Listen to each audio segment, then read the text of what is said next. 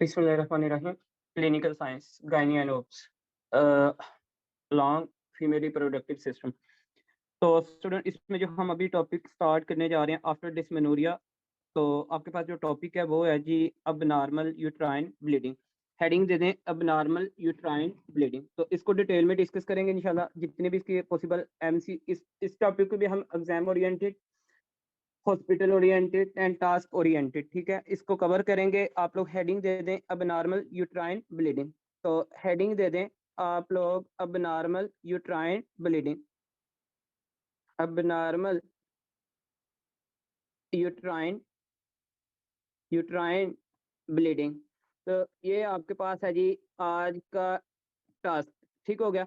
अच्छा, अब इसको आपके सामने जब भी अक्सर टीचर बोलेंगे ना, या हॉस्पिटल में आप जब प्रेजेंटेशन लिखते हैं ना फाइल के ऊपर, तो आपके पास जब भी आपने इसको लिखना होता है तो आप लिखते हैं AUB। इसको AUB के नाम से आप लोग जानते हैं, सिंपली शॉर्ट शॉर्ट फॉर्म में, ठीक है।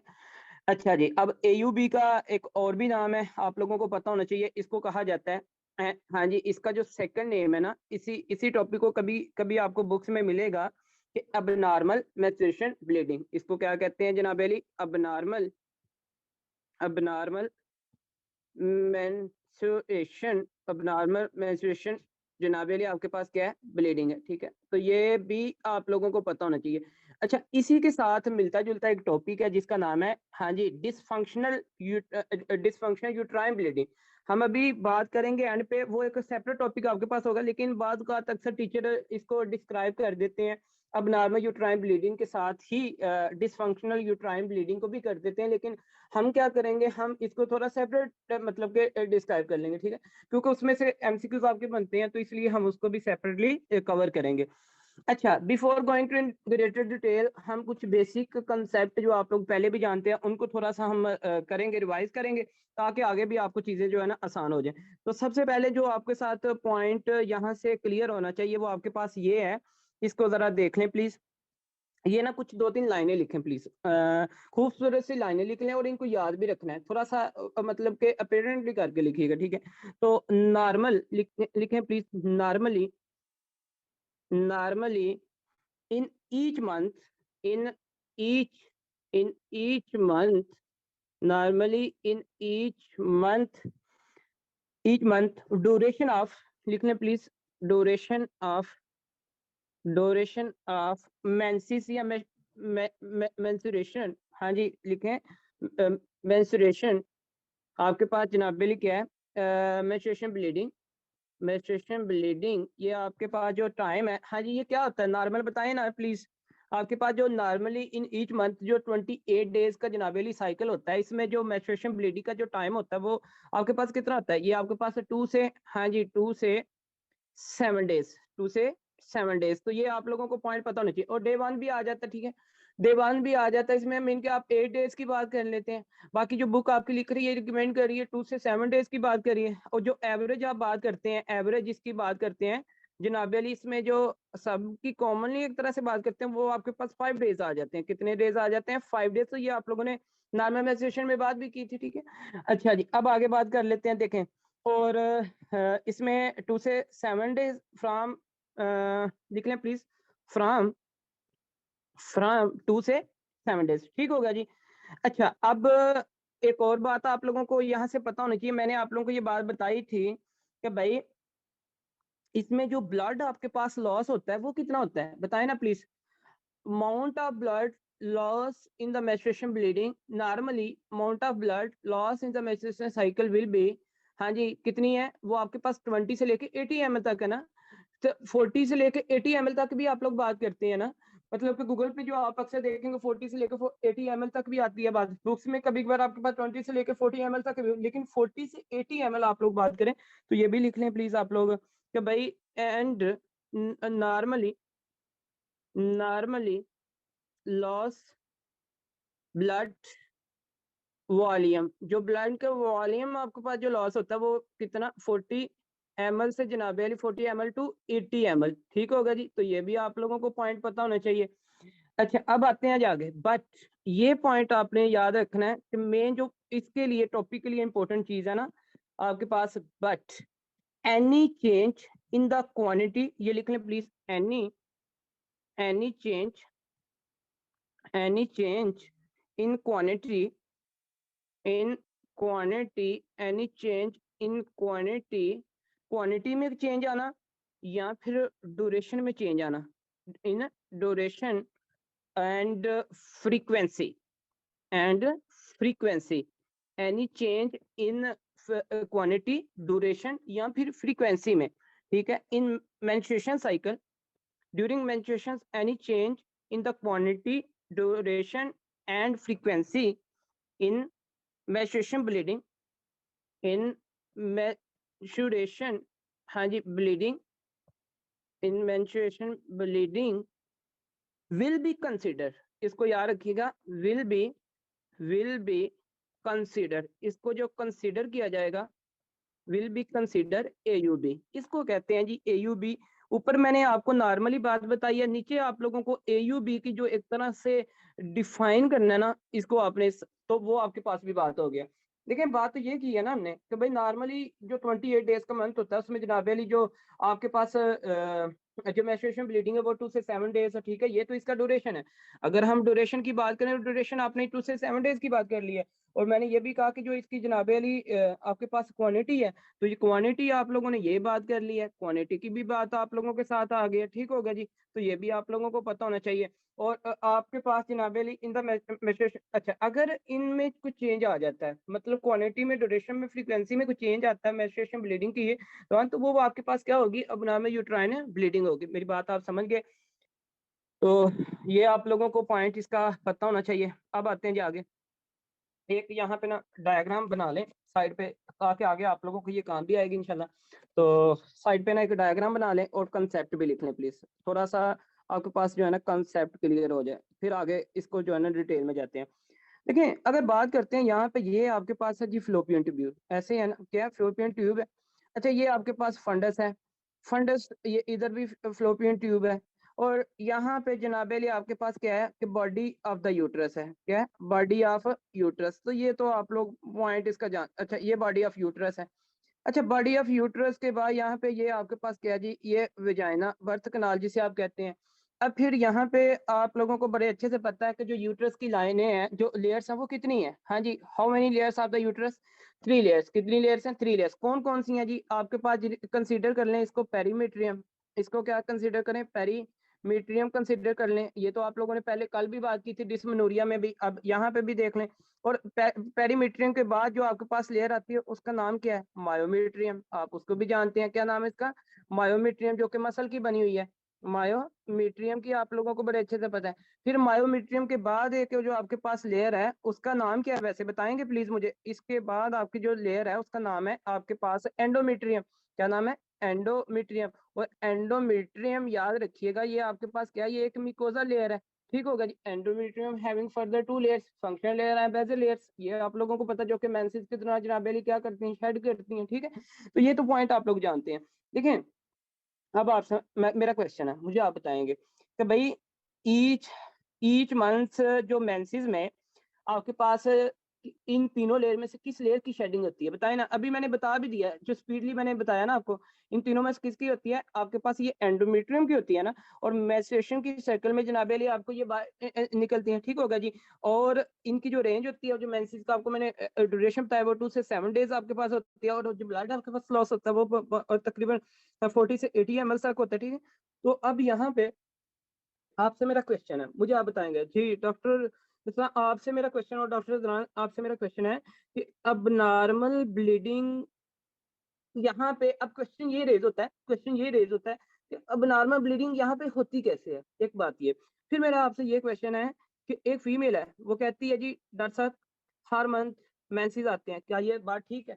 मुझे ये बताएं, क्या ये बात ठीक है? आने भी चाहिए भाई, ओके नॉर्मल है।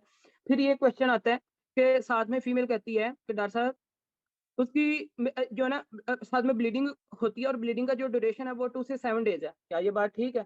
बिल्कुल ठीक है, ओके जी, कोई मसला नहीं, ये तो नॉर्मल नॉर्मल बात है।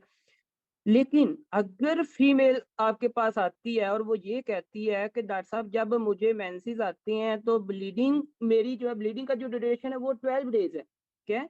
12 से 13 डेज तक चला जाता है। तो मेरा आपसे क्वेश्चन है, ये क्या नॉर्मल है कि अबनॉर्मल? भाई 12 से 13 डेज की बात आ गई है ना, तो ये क्या है, ये अबनॉर्मल है। ये हमें एक इंडिकेटर देता है, ड्यूरेशन हमें एक इंडिकेटर देता है कि यार कोई ना कोई मसला चल रहा है, कोई ना कोई मसला यूट्रस में, कोई ना कोई इशू जरूर है, कोई ना कोई पैथोलॉजी जरूर है, जो कि जिसकी वजह से जनाबेली आपके पास ब्लीडिंग जो है वो मतलब कि रुकती नहीं है। ठीक है, तो ये आप लोगों को पता है। अब हम क्या करेंगे, अब आप लोग हेडिंग दे दें, हम देखेंगे इटियोलॉजी ऑफ एयूबी। यहाँ तक किसी का कोई क्वेश्चन है? अभी तक बात जस्ट आपने एयूबी को समझा कि एयूबी बेसिकली क्या है। अब आप मेन डिटेल इसकी तरफ बात करने लगे। देखिए बुक से अगर आप बात करते हैं तो देख लें, बुक ने अभी तक मैंने जो बात आपको बताई है, normal menstruation bleeding range from 2 से 7 डेज, अब normal uterine bleeding refer alteration in the quantity duration frequency. आगे अब बात आ जाती है जनाबेली इसकी इटियोलॉजी की। ठीक है, अब हम इटियोलॉजी की तरफ जाने लगे, वो देखिएगा जरा। तो हेडिंग दे दें इटियोलॉजी, इसको जरा इंपॉर्टेंट है, जरा समझ लीजिएगा प्लीज। नंबर 2 पे आप लोग जो है ना इसको हेडिंग दे दें, लिखें जी aetiology, aetiologies of, etiologies of AUB, AUB, etiologies of AUB। जनाब अली इसमें क्या है, बनामा यूट्राइन ब्लीडिंग की अब कौन कौन सी ऐसी काजेज हैं जो कि आप लोगों को पता होनी चाहिए। अच्छा यार, इसमें ना बीइंग अ गुड डॉक्टर आपने 2-3 बातें याद रखनी है। वैसे तो अकॉर्डिंग टू अगर बुक जाते हैं तो वो एक और सिनेरियो बन जाता है, अगर थोड़ा सा बुक से हट के मैं बात करता हूँ तो वो एक थोड़ा सा और सिनेरियो बनता है प्रैक्टिकली। अब इसमें ना दो चीजें आपके पास हैं, ठीक है। There are two type of aetiology of abnormal uterine bleeding, ठीक है। तो इसमें आपके पास जो दो इटियोलॉजीज आपको मिलती हैं, बुक ने भी ये बात लिखी हुई है और आप लोगों को भी ये पता होना चाहिए कि एक होती है आपके पास जनाबेली इसमें स्ट्रक्चरल, एक होती है non structural causes. Structural causes और नॉन स्ट्रक्चरल काजिज लिख लें प्लीज आप लोग फिर इसको, कि भाई स्ट्रक्चरल काजिज, स्ट्रक्चरल, हाँ जी स्ट्रक्चरल काजिज लिख लें, और आप लोग लिखें non structural causes, non structural causes. ये दो तरह से आप लोगों को इसकी इटियोलॉजीज का जो है ना पता होना चाहिए। अब ये जो स्ट्रक्चर काजिज है इसका अपना नमोनिक है, नॉन स्ट्रक्चर जो काजिज है इसका एक अपना नमोनिक है। याद रखने के लिए कोई मुश्किल बात नहीं है। आप लोग इस तरह कर लें कि भाई इसको ना सबसे पहले तो आप लोग स्ट्रक्चरल को थोड़ा सा हम एक्सप्लेन कर लेते हैं। यहाँ पे देखिएगा इसका लिखे नमोनिक, इसको आपने याद जिससे करना है ना, वो आपके पास नमोनिक, आपके नमोनिक आपके पास है, वो आपके पास है जी पाम। अब पाम किसको कहते हैं भाई, अब आपने एनाटॉमी पढ़ी तो ही है। पाम किसको कहते हैं, हथेली को कहते हैं ना, हाँ जी। हाइपोथिनार और थिनार और हाइपोथिनार तो आप लोग जानते हैं ना, तो उधर आपके पास पाम की बात कर लेते हैं। तो भाई इस पाम को याद रखेंगे तो भाई आपको स्ट्रक्चरल काजेज आ जाएंगे जो आपके पास ब्लीडिंग करवाते हैं। नॉन स्ट्रक्चरल काजेज आप कैसे याद करेंगे, वो भी आप लोगों को बड़ा बड़ा आसान सा काम है भाई, इसमें भी नमोनिक याद रखें। नमोनिक आपके पास जो इसमें आपने याद रखना है वो आपके पास क्या है, COEIN, कॉइन, ठीक होगा जी। तो एक तरह से ये कॉइन याद रख लें तो ये भी आप लोगों को नमोनिक भी ये भी क्लियर हो जाएंगे, ठीक होगा जी। अब सबसे पहले इस तरह कर लेते हैं कि भाई डिस्कस करते हैं फिर स्ट्रक्चर काजिज को। बाकी एक बात याद रखें, सबसे पहले ना आप लोग स्ट्रक्चर काजिज को वैसे प्रैक्टिकली नहीं देखते, पहले आप देखते हैं नॉन स्ट्रक्चर काजिज। और नॉन स्ट्रक्चरल काजिज में आपके पास सी स्टैंड फॉर जो है ना, सी स्टैंड फॉर, इससे मैं थोड़ी सी पॉइंट आपके पास लूंगा, ठीक हो गया जी। तो इसमें आप लोग अब नंबर 1 हम करेंगे नॉन स्ट्रक्चरल को, ठीक होगा जी। और इसमें जो आप पॉइंट लिखेंगे ना नंबर 1 में आप लोग लिखें, इसको एक तरह से सिस्टेमिक काजिज के साथ भी कंसिडर किया जाता है, ठीक होगा जी, सिस्टेमिक काजिज। तो इसमें आप लोग लिखें सबसे पहले सिस्टेमिक, सिस्टेमिक काजिज। इसमें कुछ ना सिस्टेमिक काजिज की आप बात करते हैं, याद रखिएगा। आपके पास देखें स्ट्रक्चरल काजिज वो हैं जो आपके पास यूट्रस की वजह से, जो यूट्रस के अंदर है, ठीक है। नॉन नॉन स्ट्रक्चर मतलब कोई इसके इसमें एनाटॉमी का कोई इतना इफेक्ट नहीं है, ठीक है। तो ये आपने एक तरह से पॉइंट भी याद रखना है, ठीक है। अच्छा जी, चलें बाकी बातें बाद में करते हैं, कुछ और भी इसमें पॉइंट मैंने आपको बताने थे लेकिन यहाँ पे इसी को लेके चलते हैं थोड़ा सा। देखें जी, जो आपके पास है ना सिस्टेमिक, सिस्टेमिक में आपने याद रखना है यार कि अगर एक फीमेल है, केस को इस तरह कर लें, ठीक है, ये केस के साथ कर लें। आपके पास ऐसे आती होती हैं कंप्लेंट्स, ये देखें इसमें नोज की ब्लीडिंग हो सकती है कि नहीं हो सकती, मुझे ये बताइएगा। नोज ब्लीडिंग हो सकती है, हो सकती है। बहुत सारी ऐसी सिस्टम है। इसमें जनाब अली आपके पास जो गम्स की ब्लीडिंग हो सकती है ना, हाँ जी, याद रखें जब भी नोज की ब्लीडिंग आ जाए, गम्स की ब्लीडिंग की बात आ जाए, ये सुन लीजिएगा, और जीआईटी की ब्लीडिंग की बात आ जाए, जनाब अली आपके पास पर विजाइनल ब्लीड की बात आ जाए, पर विजाइनल ब्लीड की बात आ जाए, यही जो हम बात करें नॉर्मल यूट्राइन ब्लीडिंग की, अगर ये सारी की सारी ब्लीडिंग आ जाए तो bleeding from any site first consider bleeding disorder. याद रखिएगा, ब्लीडिंग फ्रॉम, लिख लें, bleeding from any site first consider, जो सबसे पहले आप कंसिडर करेंगे, फर्स्ट कंसिडर ब्लीडिंग डिसऑर्डर। आपने सबसे पहले ब्लीडिंग डिसऑर्डर का सोचना है, ये बात याद रखिएगा प्रैक्टिकल में, कि आपने सबसे पहले क्या सोचना है कि ब्लीडिंग डिसऑर्डर का, ठीक है। अब ब्लीडिंग डिसऑर्डर, यार आप लोगों ने हीमाटोलॉजी मेरे से अच्छी पढ़ी हुई है और आप लोगों को याद भी है, मुझे बताएंगे आप लोग के ब्लीडिंग डिसऑर्डर में आपके पास जिस तरह के जनाबली सच एस, हाँ जी, एस सच एस आपके पास क्या होगा भाई, आपके पास ब्लीडिंग डिसऑर्डर में आईटीपी आ जाता है कि नहीं आ जाता, हाँ जी, इडियोपैथिक थ्रोम्बोसाइटोपेनिया, हाँ जी, ये भी आपके आईटीपी की वजह से।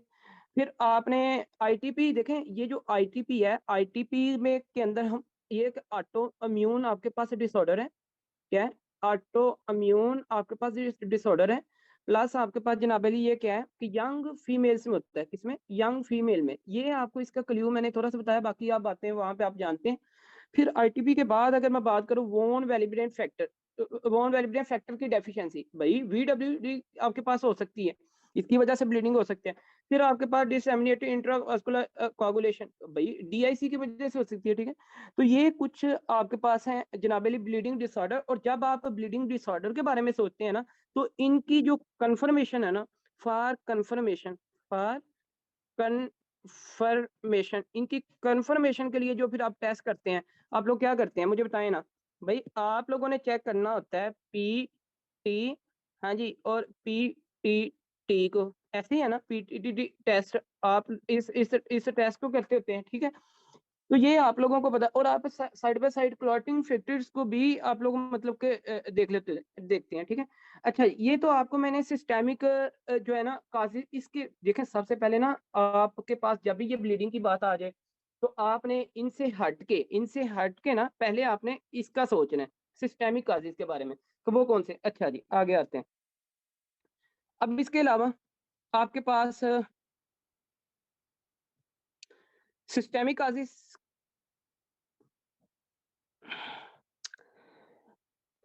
अब कुछ ड्रग्स की बात कर लेते हैं जी, कोआगुलोपैथी की बात करनी है हमने, सी स्टैंड फॉर कोआगुलोपैथी आपके पास आ जाती हैं, वही बातें इसी के अंदर आ जाती हैं, वो बाद में मैं आपको इसी में करवाता हूँ। नंबर 2 पे आप लिखें कुछ ना, ड्रग्स की बात करते हैं। आपने ना जब भी आपके पास ये पेशेंट आए ना ब्लीडिंग की वजह से, तो आपने इनसे ये हिस्ट्री जरूर लेनी है प्लीज। तो drug induce bleeding, drug induce A U B, ठीक हो गया जी, ड्रग इंड्यूस AUB। अच्छा यार, कुछ ऐसी ड्रग्स हैं जिस तरह के आपके पास एंटी प्लेटलेट्स, हाँ जी, एंटी प्लेटलेट जो आपके पास ड्रग्स हैं, प्लेटलेट एंटी प्लेटलेट्स आपके पास जो ड्रग्स हैं, जिस तरह के आप लोग कौन कौन सी जानते हैं बताएं ना, सच एस एस्पाइरिन, भाई एस्पाइरिन की बात करें तो ये क्या करती है, खून को पतला, इसकी वजह से हो सकता है। क्लोप्रिडोग्रिल, ठीक होगा जी, इसकी भी बात कर। वारफरिन की अगर आप बात करें, वारफरिन फेमस जरा यहाँ पे पुट कर लें, हेपरिन की बात कर लें, ठीक है। तो ये इन सारी की वजह से आपके पास क्या हो सकता है, ब्लीडिंग हो सकती है। तो फिर आप क्या पूछते हैं, आप कहते हैं अच्छा बीबी आपने कोई मेडिसिन तो नहीं से इस्तेमाल कर रहे, ठीक है, ताकि फिर हिस्ट्री भी बड़ी इंपॉर्टेंट है ना, पहले तो आपने ये देख लेना ना, पहले तो आपने भाई ब्लीडिंग डिसऑर्डर चेक कर लेना, ब्लीडिंग डिसऑर्डर उसको कोई मसला तो नहीं है, आईटीपी तो नहीं है, VWD तो नहीं है, DIC तो नहीं है, इस तरह की ये बातें आप लोग पूछ लेंगे। फिर आप लोग इसके बाद जाते हैं जी पेल्विक पैथोलॉजीज पे, और पेल्विक पैथोलॉजी में आपके पास कुछ हो सकती हैं स्ट्रक्चर, कुछ हो सकते हैं नॉन स्ट्रक्चरल काजेज, ठीक है। तो ये आपके पास है जी पेल्विक पेल्विक पैथोलॉजी। अब पेल्विक पैथोलॉजी या फिर इसको लोकल पैथोलॉजी भी कहा जाता है, इसकी इटियोलॉजी है। अब इसकी बात कर लेते हैं। पहले तो आपके पास ये होगा, ठीक है, विटामिन के की डेफिशिएंसी, बिल्कुल जबरदस्त, विटामिन के न्यूट्रिशनल डेफिशिएंसी की वजह से भी हो सकता है। उसके बाद हम अभी लिखेंगे कोआगुलोपैथी में ना क्लॉटिंग फैक्टर्स की डेफिशिएंसी लिखेंगे, जिसमें आपके पास विटामिन के का रोल होता है, उधर मैं डिस्कस भी करूंगा। तो आप लोग इस तरह करें, आप ना सबसे पहले हेडिंग दे दें स्ट्रक्चरल काजेस की, ठीक है। तो पहले आपने किया, यहाँ पे आपने पूछना बीबी को जनाबेली सिस्टेमिक डिसऑर्डर की बात कर लेंगे। फिर आप लोग बात करेंगे यहाँ पे थर्ड नंबर पे, सॉरी सेकंड नंबर पे जो आप बात करेंगे वो है जी आपके पास स्ट्रक्चरल काजेस। तो स्ट्रक्चरल काजेस, स्ट्रक्चरल काजेस का नमूनिक मैंने आपको बता दिया, उसी को मैं एलेबोरेट करने लगा हूँ यहाँ पे। तो आपने क्या करना है, देखें स्ट्रक्चरल काजेस मीन कि यूट्रस की जो अनाटमी है ना, उसमें कोई ऐसा मसला आ जाए जिसकी वजह से जनाबिली अबनॉर्मल ब्लीडिंग जो है ना वहां से हो, ठीक है, यूट्रस से। अब ऐसा कौन सा मसला हो सकता है, उसके लिए आपने नमोनिक लिख लिया है, पी स्टैंड फॉर लिख लें प्लीज, पोलिप। और यार मुझे ये बताएं, जिन्होंने डिस्मेनोरिया पढ़ा है ना, तो उनको तो पोलिप्स का पता ही होगा। What is meant by polyps, पहले तो आप ये जानते हैं, polyps is a ball like non cancerous, हाँ जी, polyps is a abnormal ball like non cancerous mass, ठीक है। ये आपके पास क्या है, abnormal abnormal ball like abnormal ball like non cancerous, हाँ जी, non cancerous non cancerous mass, non cancerous massive, ठीक होगा जी। तो ये तो आप लोग जानते हैं। And non painful, and non painful, जबरदस्त, एंड नॉन पेनफुल आपके पास क्या होता है जी, मास। तो ये तो आप लोग बात जानते हैं, non cancer non painful masses, ठीक होगा जी। अब ये तो आप लोगों को पॉइंट बड़े अच्छे से पता है। देखिए बहुत सारी, याद रखिएगा, बहुत सारी फीमेल्स आती हैं ब्लीडिंग की कंप्लेन लेके आपके पास, और जब आप उनकी अल्ट्रासोनोग्राफी ऑफ द यूट्रस करते हैं ना, तो अल्ट्रासोनोग्राफी पे आप लोगों को वहां पे एक बाल लाइक स्ट्रक्चर मिलता है, ठीक है, बाल like non cancerous non painful masses called polyps, उसको आप क्या कहते हैं, पोलिप्स। और यार ये भी आपको पता होना चाहिए कि every polyps is not cancerous, ठीक है। आपके पास हर पोलिप कैंसर नहीं होता, लेकिन सम कुछ पोलिप्स आपके पास कैंसर्स होते हैं, लेकिन मेजोरिटी पोलिप्स जो आपके पास वो बिनाइन इन नेचर, ठीक है, और नॉन पेनफुल होते हैं। तो ये आपको, और आपको याद होगा कि मैंने एक बात आपको लिखवाई थी लास्ट लेक्चर, जो आपके पास डिस्मेनोरिया था, मैंने एक नोट लिखवाया था कि पोलिप्स लिख लें प्लीज, पोलिप्स कैन, हाँ जी, bleed, polyps can bleed, polyp bleed तो कर सकता है, बट याद रखिए कैन नॉट, हाँ जी, कैन नॉट काज पेन, लेकिन वो पेन काज नहीं कर सकता। मेरे ख्याल में ये बात तो आप लोगों को क्लियर होगी।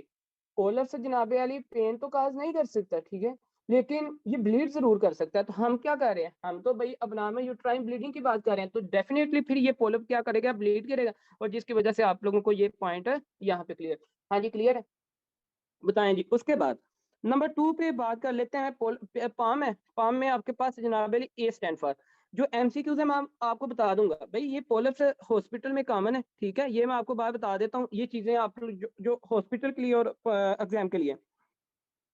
ए stand for adeno, adenomyosis. भाई यार ये तो आपको कंसेप्ट मेरे से कुछ बेहतर ही पता होगा, अडीनोमायोसिस किसको कहते हैं। आप लोग देखें ना, अडीनोमायोसिस में अगर ऐसी ऐसी अबनॉर्मल कंडीशन जिसमें endometrium layer of the uterus myometrium में चली जाए, दैट इज नोन एज अडीनोमायोसिस, ऐसे ही है ना। तो भाई लिख लें, बात तो मैंने आपको पहले ही बता दी हुई है, अब डायग्राम की कोई इतनी खास जरूरत नहीं है। तो आप लोग वैसे भी हमने ये डिटेल में करना है, डोंट वरी। इसकी आपस में ना हम एक पैराग्राफ बनाएंगे इंशाल्लाह, डिफरेंशिएट करेंगे अडीनोमियोसिस को और एंडोमेट्रियोसिस को, ठीक है, इन दोनों को डिस्कस करेंगे। तो आप लिख लें प्लीज, एंडोमेट्रियल लिखें, endometrial tissues, endometrial tissues invade या फिर ग्रो, आप लिख लें इन्वेड या फिर ग्रो, ये इन्वेड कर जाते हैं या फिर ये ग्रो कर जाते हैं जनाब अली इनटू मायोमेट्रियम, किसके अंदर है, इनटू मायोमेट्रियम। तो ये तो आप लोगों को यहाँ से पॉइंट क्लियर हो गया, into myometrium of the uterus, ठीक होगा जी, ये ऑफ यूट्रस। ये डेफिनेशन आपकी क्लियर यहाँ से, लेकिन डिटेल इसकी बाकी है, ठीक है, ये नहीं अब करना कि इसकी डिटेल होगी, डिटेल इसकी काफी अभी है। अब आते हैं जी आगे, बट नॉर्मली ये होता नहीं है। देखें मुझे एक बात बताएं, नॉर्मली क्या एंडोमेट्रियम आपकी मायोमेट्रियम में जाती है, endometrium is one of the mucosal है, और मायोमेट्रियम इज मस्कुलर लेयर, ठीक है। तो ये तो आपको पॉइंट पता है। अच्छा, पाम में आपके पास आ जाता है जी, और एडिनोमायोसिस कैन लीड टू, हाँ जी, adenomyosis can lead to can lead to bleeding, ठीक है, ये आपके पास है, ब्लीडिंग करवा सकती है, ठीक है। तो पाम्स में आप लोगों ने देख लिया, सेकंड जो कहा था वो एडिनोमायोसिस, और एडिनोमायोसिस बेसिकली आप लोग जानते हैं, देखें जब आपने डिस्मेनोरिया की बात की थी तो डिस्मेनोरिया में भी आपने एडिनोमायोसिस और आपने एंडोमेट्रियोसिस की बात की थी, ठीक है। एडिनोमायोसिस में आपको पता है कि एंडोमेट्रियल जो टिश्यूज है ये आपके पास ग्रो कर जाते हैं, हाँ जी, अप टू मायोमेट्रियम जो कि second layer of the uterus है, जो कि मस्कुलर लेयर है। अच्छा, इसके बाद एडिनोमायोसिस की वजह से भी आपके पास जनाबेली यूट्राइन से जो है ना वो ब्लीडिंग हो सकती है। इसके बाद आप लोग लिखे जरा, इसके काज में आ जाता है, आप लोग स्ट्रक्चर काज की बात कर रहे हैं, इसमें जो काज आपके पास आ जाता है एल, और एल स्टैंड फॉर आप लोग याद रखिएगा लियोमायोमा। अब मुझे आप लोग बताएंगे कि भाई लियोमायोमा तो मैं आप लोगों को बता चुका हूँ। हाँ जी, लियोमायोमा का मतलब क्या है? लियोमायोमा का मतलब यही है ना। इसका सेकंड नेम तो पहले बताएं जरा प्लीज। हाँ जी, इसका जो सेकंड नेम है लियोमायोमा का, जो सेकंड नेम आप लोग जानते हैं उसका नाम क्या है? फिब्राइड कहते हैं ना इसको जनाबेली, आप यूट्राइन फिब्राइड भी कहते हैं। क्या कहते हैं? यूट्राइन फिब्राइड भी आप लोग इसको कहते हैं। तो ये तो आप लोगों को पॉइंट बड़े अच्छे से पता है। अच्छा, बहरहाल आगे बात करते हैं। इसका याद रखिएगा कि ये जो लियोमायोमा है ना, ये आपके पास बिनाइन कैंसर कैंसर अराइज होता है कहाँ से? From the middle layer of the uterus. तो ये आप लोग इसका एक छोटा सा तारफ लिख लें, बाकी तो आप लोग इंशाल्लाह आगे इसकी डिस्कशन के ऊपर बात करेंगे कि इसमें क्या सिनेरियो है। तो आप लोग लिख लें कि भाई बिनाइन बिनाइन बिनाइन ट्यूमर या cancer, benign cancer arises from ये आपके पास अराइज होता है कहाँ से जी? Middle middle layer of the uterus, middle layer of uterus. तो ये इसका आपके साथ जो है पॉइंट यहाँ से क्लियर। अच्छा, एक बात याद रखिएगा कि आपने हर पॉइंट को याद नहीं करना, वो पॉइंट जिनको आपको मैं इंपॉर्टेंट बताऊं और जिनको मैं आपको हाईलाइट करवा दूं ना, उन पॉइंट्स को मिस नहीं करना। बाकी पॉइंट्स आप लोग मिस कर सकते हैं, लेकिन कंसेप्ट ओरिएंटेड के लिए आप लोगों को ये चीजें पता होनी चाहिए, ठीक है। सो बहरहाल कॉमन चीजें याद किया करें क्योंकि कॉमनली आती हैं और पूछी भी जाती हैं। फिर आपके पास फॉर्म में आ जाता है G M stand for basically आपके पास एक पॉइंट आता है जिसका नाम है जी मलिग्नेंसी। हाँ जी, इसका नाम क्या है? मलिग्नेंसी।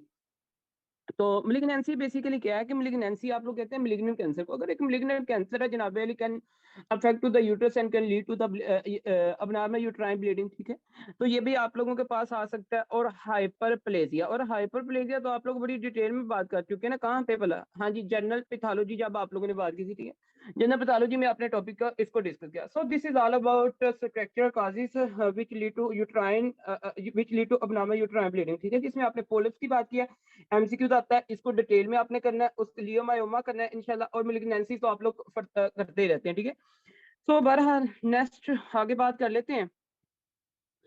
आगे अगर थोड़ा सा चलते हैं तो नंबर 2 पे आप लोग लिखेंगे जनाबेल, इसमें नंबर 2 पे आप लोगों ने देखे, पहले आपने सिस्टेमिक काजेस, जब भी पेशेंट आ जाए अबनॉर्मल यूट्राइन ब्लीडिंग के साथ, तो आपके पास जो सबसे पहला टारगेट होना चाहिए रूल आउट करने के लिए, चीजों को पिक आउट करने के लिए, तो आपके सिस्टेमिक की बात करनी है, ठीक है। सिस्टेमिक में आप लोगों ने देख लेना क्योंकि आप लोगों को पता है कि जनाबेली सिस्टेमिक में जिस तरह के नोज की, अगर नोज की ब्लीडिंग के साथ आपकी कंप्लेन आती है, गम्स के साथ आती है, जीआईटी के साथ आती है, तो अब इनके तो डिफरेंशियल डायग्नोसिस ही डिफरेंट है ना, वो अभी थोड़ी देर तक बात करते हैं। पर वजाइनल ब्लीडिंग की अगर बात आ जाती है, तो अगर पर वजाइनल ब्लीडिंग की बात आ जाए, पेशेंट गम्स का आ जाए, या फिर सॉरी, अगर पर वजाइनल ब्लीडिंग के साथ पेशेंट आ जाए, जीआईटी ब्लीडिंग के पेशेंट आ जाए, जीआईटी ब्लीडिंग का मतलब कैसे बताए? वही वो जो डेफिकेशन करेगा उसके वो बताएगा कि डॉक्टर साहब जब डेफिकेशन मतलब पास करता हूँ तो बखाना पास करता हूँ, उसमें मतलब कि खून होता है, ठीक है। अच्छा, वो जीआईटी का एक साइन है, उसके बाद गम्स की ब्लीडिंग है, उसके बाद नोज की एपिस्टेक्सिस है, ठीक है। अगर तो भाई पर वजाइना के साथ है तो ब्लीडिंग डिसऑर्डर के बारे में सोचें। ब्लीडिंग डिसऑर्डर आप लोग आईटीपी है, बीडब्ल्यूपी डीआईसी है, ठीक है। और इसमें जो आप लोग टेस्ट करते हैं वो आप लोग हाँ जी प्रोथ्रोम्बिन टाइम आपके पास होता है, ठीक है। उसके बाद प्रोथ्रोम्बिन आपके पास जनाब टाइम है, ठीक है। इसमें ये आप लोग चेक कर रहे होते हैं। उसके बाद कुछ ड्रग्स मैंने आपको बता दिए, ठीक है। उसके बाद आपने कहा कि भाई स्ट्रक्चर कुछ काजेज हैं जो कि यूट्रस में आपके पास पोलप्स हो सकता है, डिनोमायोसिस हो सकती है, लियोमायोमा हो सकता है, मेलिग्नेंसी हो सकती है। थर्ड पे आप लोग लिख लें non cancer causes, non structural non structure, जहाँ पे स्पीड ज्यादा हो बता दीजिएगा प्लीज। Non structural causes. अब ये नॉन स्ट्रक्चरल काजेज का आप लोगों को पॉइंट पता होना चाहिए कि इसमें जो निमोनिक है ना जी, डॉक्टर जनान, इसमें निमोनिक क्या लिखा था भला हमने? इसमें एक निमोनिक लिखा था, और आप मुझे बताएंगे प्लीज, इसमें निमोनिक जिसको आपने कवर करना है वो आपके पास क्या है? हाँ जी, COEIN। तो ये आप लोगों ने इसमें कवर करना होता है, ठीक है। अच्छा, बेसिकली ना ये जो ई स्टैंड फॉर है, इसकी मैं थोड़ी सी आपको चीज क्लियर करूंगा कि यहाँ पे ये क्या होता है। एंडोमेट्रियोसिस की बात करते हैं इसमें। देखिए, कभी कभार यूट्रस आपके पास ठीक होती है, लेकिन फिर भी ब्लीडिंग आपके पास होती है। ब्लीडिंग को स्टॉप देखें, ब्लीडिंग को स्टॉप करने में ना प्लेटलेट्स का रोल होता है कि नहीं होता? मुझे एक बात बताएं, या ब्लीडिंग को स्टॉप करने में प्लेटलेट्स का रोल होता है? ब्लीडिंग को स्टॉप करने में क्लॉटिंग फैक्टर का रोल होता है कि नहीं होता? होता है ना। तो अगर किसी को जनाबे वाली कोआगुलेशन पैथी हो, कोआगुलेशन पैथी का मतलब क्या है कि यहाँ पे प्लेटलेट्स की कमी हो जाए या क्लॉटिंग फैक्टर की डेफिशिएंसी आ जाए, तो यहाँ विटामिन के की डेफिशिएंसी आ जाए जो एक्टिवेट करता है डिफरेंट क्लॉटिंग फैक्टर्स को, तो फिर आपके पास क्या होगा? हाँ जी, तो भाई ब्लीडिंग ब्लीडिंग तो होगी फिर। तो कोआगुलेशन रिलेटेड जितनी भी आपके पास इश्यूज है ना, उनमें भी ब्लीडिंग के चांसेस बहुत ज्यादा होते हैं। तो आप लोग लिखें यहाँ पे फर्स्ट सी स्टैंड फॉर, लिख लें please, first C stand for coagulation. कोआगु हाँ जी, कोआगुलोपैथी, कोआगुलोपैथी आप लोग लिखें, ठीक है। भाई मतलब कि कोआगुलेशन जो है ना, मतलब कि कोआगुलेट होने में मतलब कुछ ऐसी डिजीज है जिसमें कोआगुलेशन सही तरह से नहीं होती, ठीक है। तो एक तरह से ब्लीडिंग ब्लीडिंग डिसऑर्डर है, ठीक है। कोआगुलेशन आपके पास क्या है कि जिसमें आपके पास तरह तरह के ब्लीडिंग मतलब के डिसऑर्डर्स आ जाते हैं, और आप लोग इन पॉइंट्स को जानते हैं, ठीक है। अच्छा जी, अब आते हैं आगे। देखिए, कोआगुलोपैथी ड्यू टू प्लेटलेट्स डिसफंक्शन, ठीक है। ये आपके पास किस वजह से आती है, ये भी जरा पॉइंट इसको नोट कर लें प्लीज, कि भाई कोआगुलोपैथी का मतलब क्या है कि coagulopathy due to platelets, due to platelets, हाँ जी, platelets dysfunction, dysfunction due to platelets dysfunction and clotting factor deficiency, and clotting factor clotting factor deficiency. तो ये आप पॉइंट्स इसके जो है ना जानते हैं, ठीक है। अब आते हैं जी, आगे बात कर लेते हैं। तो due to platelets dysfunction and clotting factor deficiency. अच्छा जी, अब इसमें ना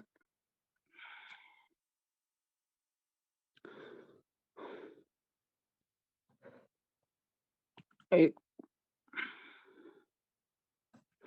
अच्छा जी, अब इसमें आप लोगों को नेक्स्ट आ जाता जी ओ स्टैंड फॉर आप लिखेंगे ओवुलेटरी, ओ स्टैंड फॉर लिखें, O stand for ovulatory, ovulatory dysfunctions. Ovulatory dysfunctions का मतलब क्या है कि देखें, ओवेरियन जनाबेली इसमें डिफरेंट डिफरेंट आपके पास कंडीशंस आ जाती हैं, जो आगे अभी मैं डिस्कस भी करूंगा इंशाल्लाह। ये हमने डिटेल में इंशाल्लाह गायनी उसमें उसमें आपका ये टॉपिक भी होगा, ठीक है।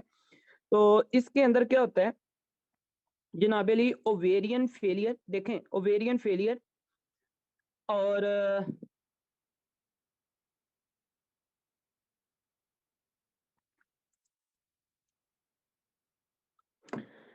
अब इसमें ना ब्लीडिंग बेसिकली कैसे होती है, ये आपने थोड़ा सा इसका ना पॉइंट प्लीज समझ लेना है। ये फोकस करिएगा इधर थोड़ा सा। अच्छा, यहाँ पे ना ये ओवेरियन फेलियर है, ठीक है।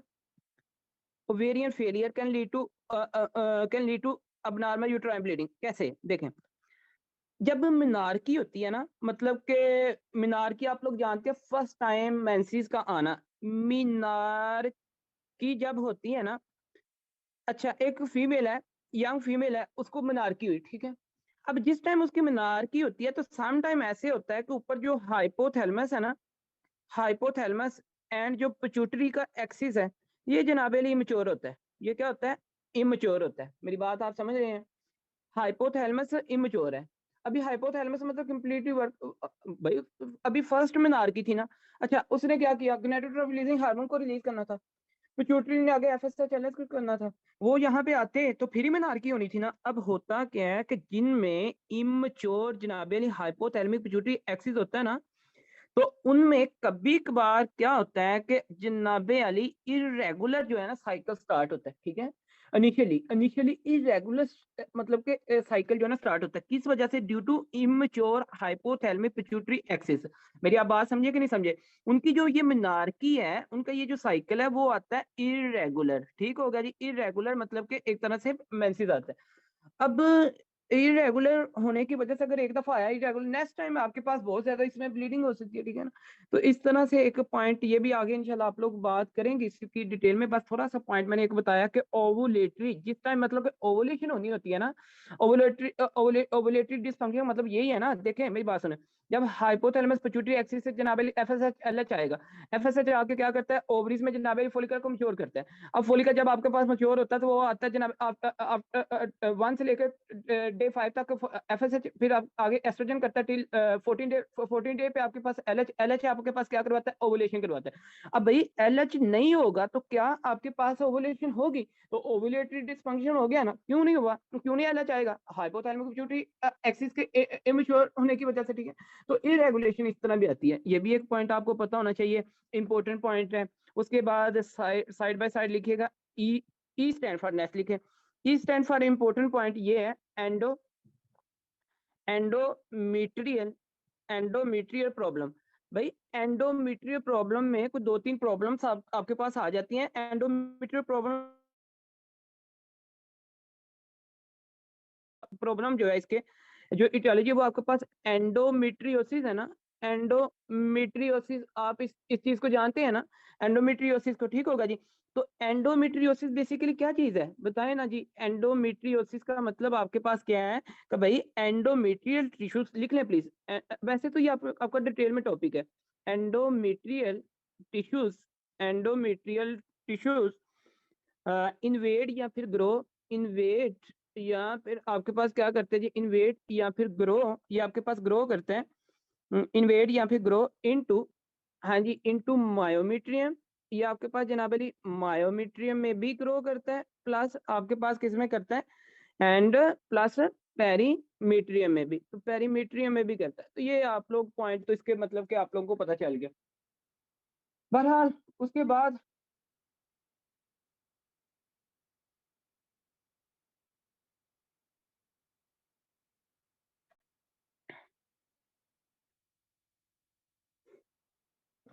उसके बाद क्या है, आप लोगों को ये भी पॉइंट पता है, endometrial tissues invade grow into the myometrium plus perimetrium, ये आप लोगों को पॉइंट पता चल गया। इसके बाद लिखें जी I stand for, I stand for आपके पास क्या है, I stand for, I stand for आपके पास है एट्रोजेनिक, लिखें प्लीज, एट्रोजेनिक।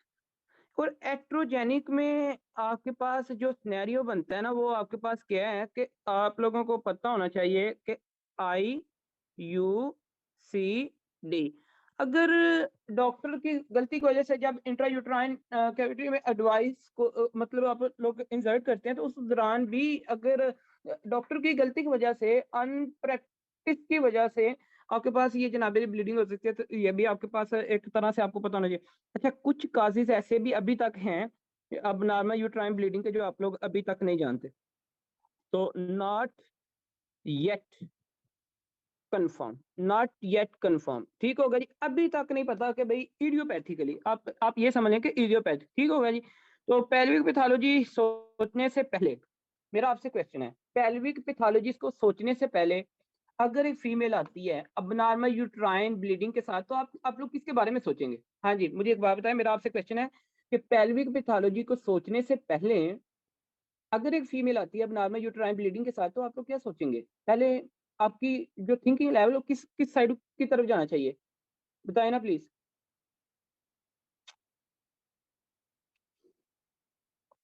सिस्टेमिक काजेज ना, किसकी तरफ, सिस्टम, हाँ जी बिल्कुल सिस्टेमिक की तरफ जाना चाहिए आपको। मैं तो बहरहाल आगे बात कर लेते हैं। देखें पेल्विक पैथोलॉजी में आपने, अच्छा पेल्विक पैथोलॉजी में एक और भी पॉइंट जो कि सबसे टॉप पे आप लिखेंगे ना, सबसे टॉप पे एक और पॉइंट आप लोग लिखेंगे प्लीज, यहाँ पे प्रेगनेंसी, एमसीक्यूज बहुत ज्यादा इंपॉर्टेंट है जी, ये तो कभी नहीं भूलना इसको, ठीक है।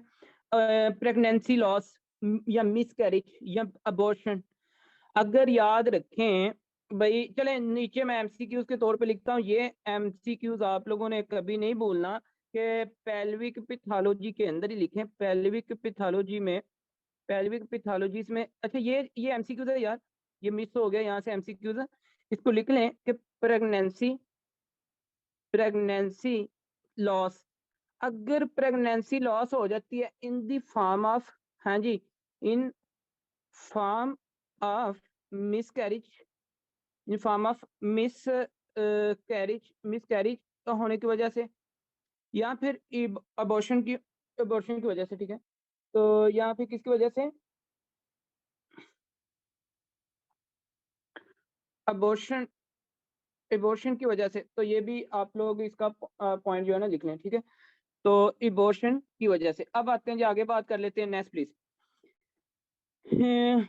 अच्छा, अब देखें, अगर आपने अगर डीएनसी आपने नहीं की, ठीक है, अगर आपने डीएनसी नहीं की, अगर किसी का, अच्छा वैसे ना लफ्ज एबॉर्शन आजकल कम यूज होता है, बात याद रखिएगा, मिस कैरिज एक ज्यादा मतलब कि वो लगता है प्रोफेशन, ठीक है, मिस कैरिज ज्यादा यूज होता है, तो ये यूज किया करें।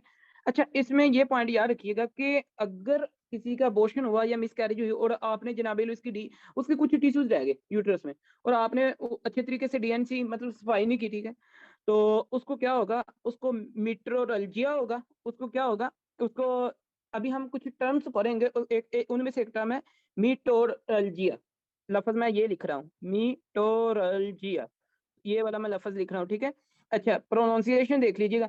इसमें क्या होता है कि मीटोरल्जिया में इरेगुलर ब्लीडिंग फिर होती रहती है। अगर तो मिसकैरेज अबॉर्शन हुआ है और आपने डीएनसी नहीं किया, तो फिर बाद में कुछ टिश्यू ऐसे रह जाते हैं जो बाद में इरेगुलर ब्लीडिंग करवाते रहते हैं।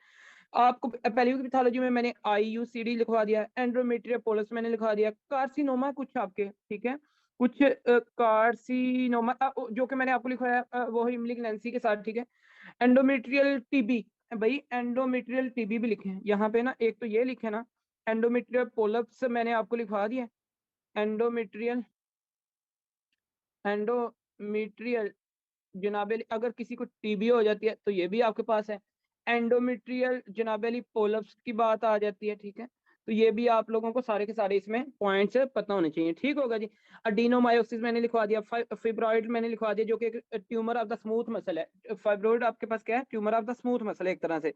उसके बाद कुछ ऐसी और भी पैथोलॉजीज हैं जो आपके पास ये करवा सकती हैं, जिसमें आप लोग लिखेंगे जनाबेली पॉलीसिस्टिक ओवेरियन डिजीज या फिर सिंड्रोम, ये आप लिखेंगे डिजीज, आप लिखेंगे जनाबे PID, पेल्विक इन्फ्लेमेटरी डिजीज आपके पास हो सकती हैं, आपने इनके बारे में सोचना है। ओवेरियन कार्सिनोमा लिख सकते हैं। अभी आप लोगों ने यहाँ पे ओवुलेटरी की बात की, तो ओवुलेटरी में जनाबेली आप लोग लिखेंगे, इसमें एक कंडीशन लिखेंगे जनाब, ओवेरियन कार्सिनोमा, ओवेरियन कार्सिनोमा, ये भी आपके साथ पॉइंट है, ठीक है। ओवेरियन कार्सिनोमा आपके पास आ जाता है। उसके बाद आप लोग लिखेंगे सर्विक्स कार्सिनोमा, ठीक है, तो सर्विक्स भी इधर ही लिखने चले, सर्विक्स कार्सिनोमा, तो ये भी आपको पॉइंट यहाँ पे पता होना चाहिए। सर्विक कार्सिनोमा, ओवेरियन कार्सिनोमा, इनकी वजह से भी ब्लीडिंग हो सकती है। अच्छा, पता है ये जो आपको पॉलीसिस्टिक ओवेरियन सिंड्रोम है, इसमें क्या होता है, हाँ जी, इसमें क्या है वैसे, इसमें आपके पास हार्मोनल इम्बैलेंसिंग एक तरह से होती है, कि कैसे होती है कि LH बहुत ज्यादा इंक्रीज हो जाता है और आपके पास FSH जो है ना, इसका लेवल कम रहता है। मतलब क्या कि 3 रेशो आपके पास क्या होती है, 1, 3:1। अब आते हैं जी, आगे बात कर लेते हैं। देखें, LH lead to the androgen formation, LH क्या करवाता है, वो एंड्रोजन फॉर्मेशन, और FSH की वजह से जनाब अली नो नो ओवुलेशन, आपके पास नो ओवुलेशन, नो ओवुलेशन, तो भाई इसमें ओवुलेशन आपके पास नहीं होती, तो इसको भी आप लोग ना इसमें ओवेरियन में ही ऐड कर लें, इसको भी ओवेरियन में ऐड कर लें, ठीक है। तो यहाँ पे ऐड करें PCOD, PCOD, इसमें ओवुलेटरी डिसफंक्शन में मैंने आपको लिखवा दिया, ठीक है। अच्छा जी, इसमें क्या होता है कि इंक्रीज एंड्रोजन, इसकी वजह से एंड्रोजन जो है ना आपके पास क्या होंगे, इंक्रीज होंगे LH की वजह से, ये तो आपको पता ही है, सेक्स हार्मोन इंक्रीज होंगे। अच्छा, अब इसकी वजह से, डिक्रीज होने की वजह से नो ओवुलेशन, ठीक होगा जी। अब जब एंड्रोजन आपके पास जनाबेली, जिस तरह के एस्ट्रोजन प्रोजेस्टिरोन जनाबेली आपके पास ये क्या होंगे, प्रोजेस्टिरोन, ये तो इंक्रीज होंगे, एस्ट्रोजन प्रोजेस्टिरोन। और मुझे एक बात बताएं, जब ये इंक्रीज होंगे तो ये आके यूट्रस के ऊपर काम करेंगे कि नहीं करेंगे, हाँ जी, मुझे एक बात बता दें, ये यूट्रस में जनाबे अली उसकी प्रिपरेशन करते हैं ना, हाँ जी, ये यूट्रस में उसकी प्रिपरेशन करते हैं, तो एस्ट्रोजन भी आएगी और ये भी आएगा, तो आके इसको यूट्रस को क्या करते जाएंगे, थिकनेस इसकी करते जाएंगे, इसकी क्या करते जाएंगे, थिकनेस। एक तरह से प्रिपरेशन करते हैं, उनको पता होगा कि यार पीछे से मतलब कि आना है, ठीक हो गया जी, जाइगोट ये वो इस तरह मतलब कि आना है, तो आके इधर मतलब कि अटैच। अब इसकी ये प्रिपरेशन करते हैं, प्रिपरेशन इस तरह के एंडोमेट्रियम की जो है ना वो थिकनेस होती जाती है। अब दूसरी साइड पे आपके पास एफएस होता नहीं है, भाई एफएसएच नहीं है तो क्या आपके पास फॉलिकल की मैच्योरेशन होगी? नहीं होगी। जब नहीं होगी तो क्या आपके पास फिर वो ओवुलेशन होगी? नहीं होगी। तो ये तो आपके पास मसला है। फिर जब नहीं होगी तो याद रखिएगा, तो साइकिल आपके पास है। अच्छा, जब ओवुलेशन नहीं होगी साइकिल मिस हो जाएगा, ऐसे ही है ना। जब साइकिल मिस होगा, जिसको कहते हैं इस दफा तो मेरे मेंसेस, फीमेल कहती है ना कि इस मंथ मेरे मेंसेस नहीं आए। आपको मेरा पॉइंट समझ आ रहा है? बात कात ये जो आपके पास हार्मोनल डिस्टर्बेंस है ना, ये हो जाती है स्ट्रेस की वजह से भी। ये डिफरेंट इसकी कंडीशंस हैं जो कि आगे आप लोग पढ़ेंगे। जब ये होती है तो फीमेल्स अक्सर कहती है ना कि मेरे तो इस दफा मेंसेस मिस हो गए, इस दफा मतलब कि मेंसेस नहीं आए, ठीक है। तो जब जनाबेली इसी तरह, अच्छा जब नेक्स्ट टाइम फिर साइकिल आता है ना, तो फिर उसमें क्या होता है, हैवी ब्लीडिंग होती है। क्या होती है? हैवी ब्लीडिंग होती है। तो ये भी आप लोगों को एक तरह से पॉइंट पता होना चाहिए। ये भी आ जाता होता है इसमें पिकॉस के अंदर, या आगे इसकी बात करेंगे। अच्छा, ये तो आपने काजिज की बात कर ली है। अब एक मैं नोट लिखवाने लगा हूँ, ओवरऑल बातें कुछ एमसीक्यूज के लिए, ये आप लोगों ने याद रखनी है प्लीज, बहुत ज्यादा यार इंपॉर्टेंट है, जिस वजह से मैं इसके ऊपर फोकस कर रहा हूँ, ठीक है। बार बार चीजों को रिपीट करने की कोशिश कर रहा हूँ। तीन चीजें आपने याद रखनी है। एक होता है, तीन चीजें याद रखें। प्री, प्री का मतलब क्या है? बिफोर। प्री प्यूबर्टी, पुबर्टी से पहले, ठीक हो गया। एक ये एज है, एक ये वाली एज है। प्री पुबर्टी के पहले कुछ काजिज होते हैं, कुछ है रिप्रोडक्टिव एज में causes. Reproductive, reproductive age, reproductive age. अच्छा, कुछ इसमें आपके पास हैवी अबनॉर्मल यूट्राइन ब्लीडिंग हो सकती है। और जनाबली एक एज है पोस्ट मेनोपॉज्म, पोस्ट मीनोपॉज्म। अब इसमें भी देखें, एमसीक्यूज करने हैं ना क्लिनिकल में, तो फिर इस तरह चीजें तो आनी चाहिए। अब मैं इनको डिफ्रेंशिएट करने लगा हूं। पहले मैंने बुक के साथ किया ना। अच्छा यार, प्री पुबर्टी से पहले अबनॉर्मल यूट्राइन ब्लीडिंग अगर किसी फीमेल में हो सकती है, तो उसके डिफरेंशियल डायग्नोस क्या क्या हो सकते हैं आपके ख्याल में? हाँ जी, क्या क्या अगर एक फीमेल आ जाती है, कंप्लेन है उसकी जनाबेली ब्लीडिंग की, हाँ जी पर वजाइनल ब्लीडिंग है, हाँ जी, क्या डिफरेंशियल डायग्नोस ऑफ पर विजाइनल, विजाइनल ब्लीडिंग, पर विजाइनल ब्लीडिंग के डिफरेंशियल डायग्नोस आप क्या करेंगे? हाँ जी, सेक्सुअल अब्यूज, वेरी गुड। ये चीज आप देखें ना, सेक्सुअल अब्यूज भाई नंबर वन लिख लें यहाँ पे, sexual, sexual abuse, sexual abuse मतलब कि वो फीमेल्स जिनके साथ मतलब कि रैप हो जाता है, जबरदस्ती होती है, तो उनमें ये ब्लीडिंग हो सकती है ना। अच्छा, फिर अगर कुछ फीमेल्स हैं जनाबे अली अपनी डिजायर्स को पूरा करने के लिए, या फिर कोई मतलब कि फॉरेन बॉडी, हाँ जी कोई फॉरेन बॉडी जनाबे अली लेती हैं, तो फॉरेन बॉडी की वजह से जनाबे अली ब्लीडिंग हो सकती है कि नहीं हो सकती? हो सकती है ना। ये कुछ डिफरेंशियल डायग्नोसिस, ये भी आप लोग हिस्ट्री में पूछेंगे फिर। अब बात आ जाती है जी आगे, इसकी पहले कर लेते हैं, चलें। पोस्ट मीनोपॉज्म में, पोस्ट मीनोपॉज्म में आप लोगों को बड़े अच्छे से पता है कि यार ऊपर से एफएसएच जो इनकी मतलब के ओवरीज है ना, मतलब एक तरह से सही तरह से काम नहीं कर रही थी, ठीक होगा जी। अब ये जो पोस्ट मीनोपॉज्म वाली एज आप लोगों को पता है कि ये 51 है। कौन सी एज है? ये 51 एज है। अच्छा, अब इस एज में ना, इन इन फीमेल की ये जो वुमेन्स होती है ना, ये जो वुमेन्स होती है, इनकी जो वजाइना है ना, ये ड्राई हो जाती है, ड्राई वजाइना। क्योंकि भाई ड्राई वजाइना इसलिए क्योंकि हार्मोन्स ही नहीं होंगे, तो फिर क्या होगा? Dry vagina. अब ड्राई वजाइना की वजह से मुझे एक बात बताएं, अगर ये वुमेन्स ड्राई वजाइना के साथ सेक्सुअल इंटरकोर्स करें, तो भाई ब्लीडिंग हो सकती है कि नहीं हो सकती? हाँ जी, डिफरेंशियल डायग्नोज है, डिफरेंशियल डायग्नोज है, तो भाई ब्लीडिंग हो सकती है। तो याद रखें कि फिर इनमें भी क्या हो सकती है, सेक्सुअल, सेक्सुअल इंटरकोर्स की वजह से इनमें भी क्या हो सकती है जी, ब्लीडिंग हो सकती है। ये भी पॉइंट हो गया। ओके, फिर आगे बात कर लेते हैं।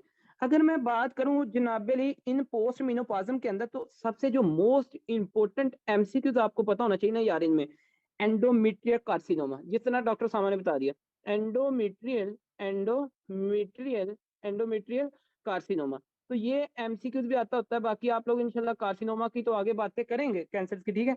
पता है ये जो ये जो फिर औरतें हैं ना, ये क्या करती हैं, आपको पता है इस बात का? ये यूज, अगर इन्होंने ये ब्लीडिंग रोकनी है, तो इसका जो ट्रीटमेंट है ना, इसका ट्रीटमेंट है एस्ट्रोजन क्रीम। ये फिर क्या करती है, use estrogen estrogen estrogen cream. ये क्रीम यूज करती हैं, तो देन उसके बाद अगर ये मतलब सेक्सुअल इंटरकोर्स करती हैं, तो देन इज ओके, ठीक है। अच्छा, फिर एंडोमेट्रियम जो कैंसर है ना, इसके अंदर जो एमसीक्यू आता होता है, या कैंसर को डायग्नोस करने के लिए आप क्या करते हैं, हाँ जी, अगर आपने इसको डायग्नोस करना है तो टेस्ट क्या करेंगे, आपके पास इन्वेस्टिगेशन ऑफ चॉइस क्या होगी, बायोप्सी होगी ना। तो biopsy is a confirmative test. तो ये भाई आप लोगों को इसका पता होना चाहिए। ये तो बात की पोस्ट मेनोपॉज़म की। डिफरेंशियल डायग्नोस हम कर रहे हैं, डिफरेंशियल डायग्नोस ऑफ पर वजाइनल ब्लीड की बात कर रहे हैं। पर वजाइनल पर वजाइनल ब्लीड की आप बात कर रहे हैं, ठीक होगा जी, ये इंपॉर्टेंट। उसके बाद नेक्स्ट, अब बात आ जाती है जी रिप्रोडक्टिव एज। अब रिप्रोडक्टिव एज में जो डिफरेंशियल डायग्नोसिस हो सकते हैं पर वजाइनल ब्लीड के, डिफरेंशियल डायग्नोस ऑफ पर वजाइनल ब्लीड के, तो वो आपके पास कौन कौन से हैं पर वजाइनल ब्लीड, इसका आप लोगों को पॉइंट पता होना चाहिए। अच्छा जी, इसके अंदर आप लोगों ने देखना है थोड़े से पॉइंट्स को। एक तो भाई प्रेगनेंसी हो सकती है कि नहीं हो सकती, मुझे एक बात बताएं, प्रेगनेंसी लॉस हो सकती है? एमसीक्यू तो बहुत ज्यादा इंपॉर्टेंट है जी, अगर भाई आपके पास आ जाती है तो आप लोगों को इसका पता होना चाहिए प्रेगनेंसी लॉस की वजह से, ठीक होगा जी। अब उसके बाद प्रेगनेंसी, तो प्रेगनेंसी, अच्छा पता है हम क्या करते हैं, हम ना फिर एक टेस्ट करते हैं, इसमें एमसीक्यूज आता होता है इसमें, जो आप लोग रूल आउट करते हैं प्रेगनेंसी के भाई प्रेगनेंसी रूल आउट करने के लिए कौन सा टेस्ट होता है, बीटा HCG, ह्यूमन कोरियोनिक हेंजिगनेटोट्रॉफी। तो आप लोग ये बीटा HCG टेस्ट करते हैं, रूल आउट करते हैं किसको, भाई प्रेगनेंसी को, ठीक है। ये भी आपको पॉइंट पता होना चाहिए, क्योंकि प्रेगनेंसी, अगर आपके पास ये बीटा HCG टेस्ट जो है ये आ जाता है नेगेटिव, इन केस के ये अगर आ जाता है नेगेटिव, तो फिर आप क्या सोचेंगे, फिर आप सोचेंगे अदर काजेज के बारे में, हाँ जी, अदर काजेज। फिर आपकी माइंड जाना चाहिए अदर काजेज पे। अगर तो बीटा HCG नेगेटिव है, तो फिर हाँ जी, वेरी गुड डॉक्टर सामा। फिर आप क्या सोचेंगे जनाब अली, आप सोचेंगे एनाटोमिकल काजेज। मतलब क्या, एनाटोमिकल काजेज का मतलब क्या है, स्ट्रक्चरल काजेज। हाँ जी, आप सोचेंगे एनाटोमिकल एनाटोमिकल काजेज, एनाटोमिकल या फिर structural causes, structural structural structural causes, इसको कर लीजिएगा प्लीज, ठीक है, स्ट्रक्चरल काजेज। अब आते हैं जी, आगे बात कर लेते हैं। अच्छा देखिए, स्ट्रक्चरल काजेज का जो नमोनिक है आपके पास है, भाई वो तो बताने की जरूरत नहीं है, आपके पास आ जाते हैं पोलिप्स। हाँ जी, क्या आ जाते हैं, पोलिप्स, जिस तरह आपने खुद ही तो बता दिया, ये पोलिप्स हो सकते हैं, ठीक हो गया जी। पोलिप्स में देखें, जब भी एनाटोमिकल काजेज की बात आ जाए ना, तो आपने एक ही बात याद रखनी है, इसमें बड़ी इंपॉर्टेंट बात है, इरेगुलर ब्लीडिंग होगी, प्लस साइकिल जो है ना इसका रेगुलर होगा। मेरी बात आप समझ रहे हैं ना, इरेगुलर ब्लीडिंग, इरेगुलर ब्लीडिंग होगी इस फीमेल में, कंप्लेन होगी इसकी, ठीक है, इरेगुलर, कभी ज्यादा कभी कम, ठीक है। तो आपके पास साइकिल इसका जो है ना, साइकिल इसका वो क्या होगा, रेगुलर होगा। ये आप लोगों को मैंने क्ल्यू दे दिया, ये भाई इसका क्ल्यू मैंने दिया है जो एनाटोमिकल के लिए, ठीक होगा जी। आपको ये पॉइंट पता होना चाहिए कि एनाटोमिकल के अंदर आपके पास एन ओवुलेटरी साइकिल होता है। एन ओवुलेटरी साइकिल का मतलब क्या है कि एन ओवुलेटरी का मतलब इरेगुलर, सॉरी, इसमें इरेगुलर आपके पास जनाब एक तरह से क्या होगा, ब्लीडिंग है, और साइकिल आपके पास यहाँ पे क्या है, रेगुलर है। Okay, next please. ये तो मैंने आपको इसमें ये आपको मैंने बता दिया। फिर हमने किए थे, आप लोगों को याद होगा, हमने किए non structural causes. Non structural causes में यार ये सारा नमोनिक आपने कर लेना है, नमोनिक इसमें वही है, PALM फॉर्म, ठीक है, वही आपने कर लेना। अच्छा, फिर आपने इसमें देखा कि स्ट्रक्चरल काजेज में, सॉरी, नॉन स्ट्रक्चरल लिख लें, non structural causes. Non structural causes में आपने जो बात की, जो पॉइंट आप लोगों ने किया वो क्या है कि आप लोगों ने देखा जनाबे अली, इसमें COEIN,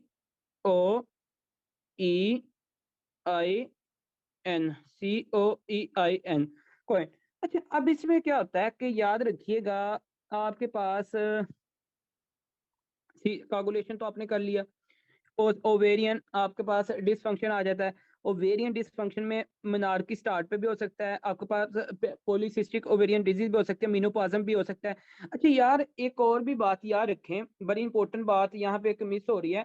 कभी कभार ना इन फीमेल्स को, ये जो मैं बात बता रहा हूँ ओवेरियन, ये बड़ी इंपॉर्टेंट बात है।